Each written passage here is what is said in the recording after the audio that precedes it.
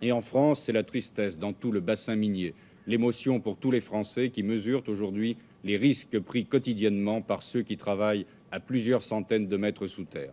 Les obsèques officielles des 42 mineurs victimes d'un coup de grisou se déroulaient ce matin en présence du Premier ministre. Sous le ciel lourd, le pays minier et avec lui la nation entière ont rendu l'hommage funèbre aux victimes de l'incompréhensible et terrible catastrophe de la fosse numéro 3. La cérémonie s'est déroulée devant la mairie de Liévin, dont le bâtiment blanc domine les corons et se détache sur le paysage caractéristique. Il fait froid sur la ville meurtrie. Pour respecter la volonté des familles, les obsèques de 11 des victimes se sont déroulées en privé.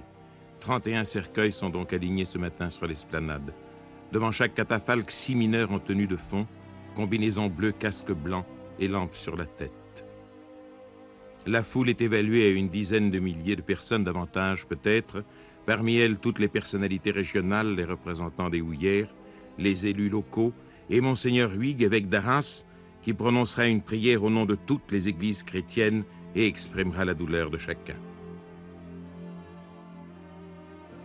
Messieurs Chirac, Dornano, Durafour et Segar représentent le gouvernement. La pluie cesse un instant de tomber, mais elle reprendra par intermittence.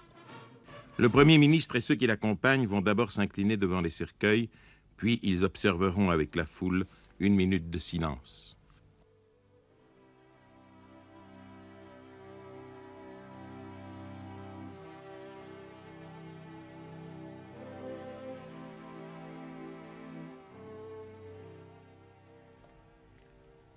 C'est la fanfare municipale de Liévin qui exécute la marche funèbre de Chopin.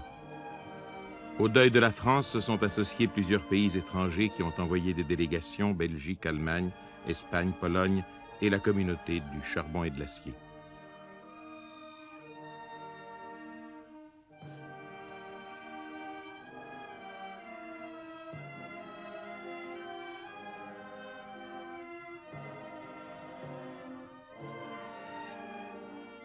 Monsieur Serjac, délégué des mineurs, va parler au nom de toutes les organisations syndicales.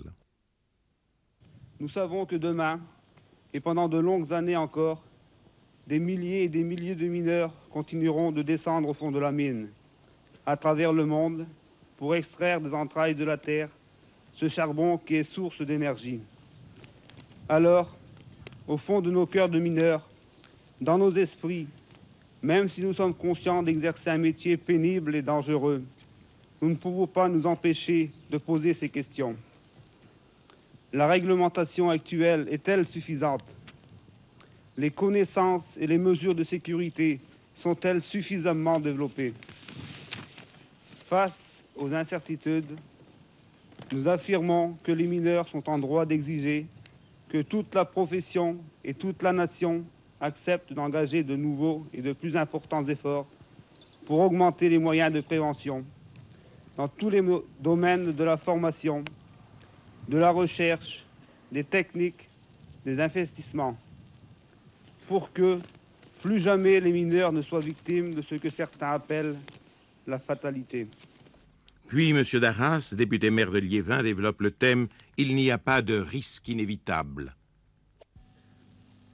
S'ils pouvaient parler, nos disparus, ils ne crieraient pas vengeance. Non, ils ne crieraient pas vengeance. Ils nous diraient « Faites que notre sacrifice ne soit pas gratuit comme celui de tous ceux qui nous ont précédés. Vous n'avez pas su tirer les enseignements des tragédies précédentes. La fatalité, c'est une expression trop commode. Il n'y a pas de risque inévitable. Si toutes les mesures de sécurité ont bien été prises, cela prouve tout simplement que ces mesures sont insuffisantes et qu'il faut pousser plus loin la recherche. La science et la technique doivent permettre de limiter au maximum le nombre et l'ampleur de telles catastrophes. M. Chirac, au nom du gouvernement de la République, présente ses condoléances à ceux qui sont tellement éprouvés et dit « toute la lumière sera faite ». Nous sommes ici côte à côte, parce que des hommes sont morts. plus que jamais, dans la phase présente d'exploitation de nos gisements, et particulièrement dans les zones d'exploration, le devoir absolu de tous et de tout faire pour réduire les risques autant que le permettent les progrès de la recherche, les améliorations techniques et la concertation quotidienne avec les travailleurs eux-mêmes. Je vous dis que toute la lumière sera faite sur les conditions dans lesquelles la catastrophe de la fosse 3 s'est produite. Je vous dis que toutes les conséquences en seront tirées.